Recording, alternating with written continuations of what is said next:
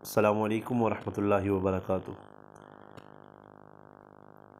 سامعین و ناظرین، مولانا فضل الرحمان صاحب دامت برکاتہم العالیہ نے جو موقف لیا اس پر جو حالیہ اس وقت بات چیت ہو رہی ہے اس کے اوپر ہم تھوڑی سی نظر ڈالیں گے، اور پھر مولانا کا اور تحریک انصاف کے جو ہمارے ساتھی ہیں ان کے ساتھ جو ان کی بیٹھک ہوئی اس کے اوپر مختصر سی نظر ڈالیں گے اور جامع جواب دینے کی کوشش کریں گے۔ دیکھیے، 2018 میں ایک تو مولانا فضل الرحمان صاحب کے اوپر ہمیشہ سے یہ اعتراض رہا ہے کہ یہ ہر جماعت کے ساتھ اپنے مفاد کی خاطر مل جاتے ہیں، اور جو بھی حکومت کی جماعت ہوتی ہے اس کے اندر وہ اپنا حصہ شامل کر کے حکومتی عہدہ سنبھال لیتے ہیں۔ حالانکہ مولانا کی سیاسی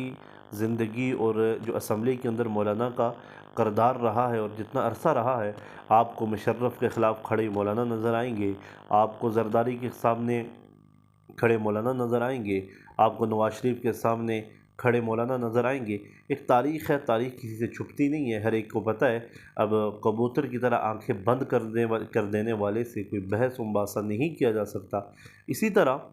آج ان لوگوں کو ایک منہ توڑ اور منہ پہ جواب ملا ہے جو یہ کہتے تھے کہ مولانا حکومت میں شامل ہو جاتے ہیں اور اپنا عہدہ لے لیتے ہیں کہ ابھی حکومت بن رہی ہے، لیکن مولانا نے اپنا وہی اصول جو 2018 میں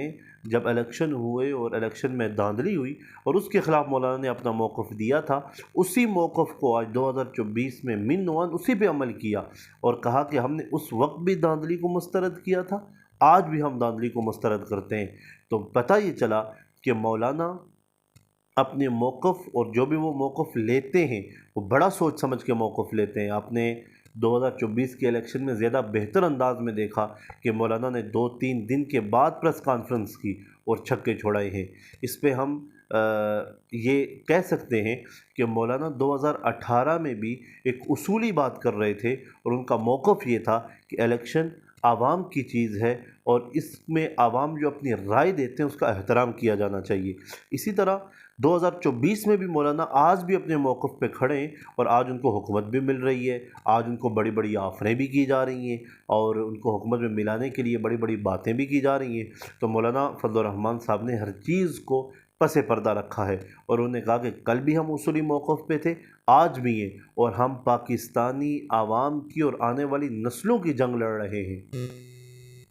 ٹھیک اسی طرح جب مولانا فضل الرحمان صاحب کے سامنے وفد آیا پی ٹی آئی کا، تو مولانا ان کے پاس چل کر نہیں گئے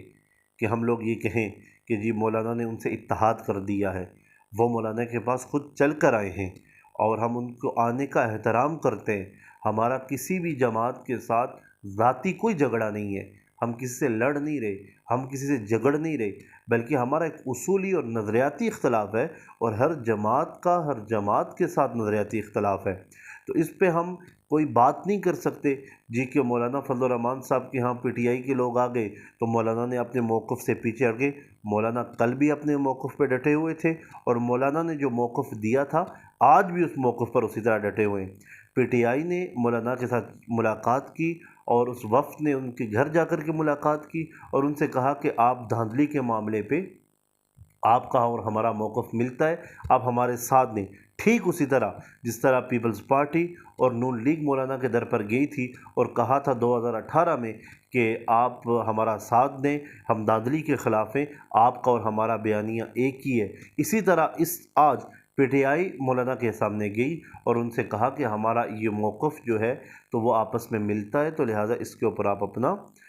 رد عمل دیں اور ہم سارے مل کر کے تحریک کو چلائیں گے۔ تو ایک سیاست میں آپس میں بیٹھک ہوتی ہے، سیاست میں کوئی ذاتی دشمنی نہیں ہے۔ یہ کارکنوں کے لیے بہت بڑا پیغام تھا جو طوفان بدتمیزی برپا کر کے رکھتے ہیں، چاہے وہ کسی بھی جماعت کے ہوں، جمعیت علماء اسلام کے ہوں، پاکستان تحریک انصاف کے ہوں، پاکستان پیپلز پارٹی کے ہوں، مسلم لیگ نون کے ہوں۔ طوفان بدتمیزی یہ سیاست نہیں ہے، سیاست تہذیب کا نام ہے۔ تو آج بھی مولانا فضل الرحمان صاحب اپنے موقف پر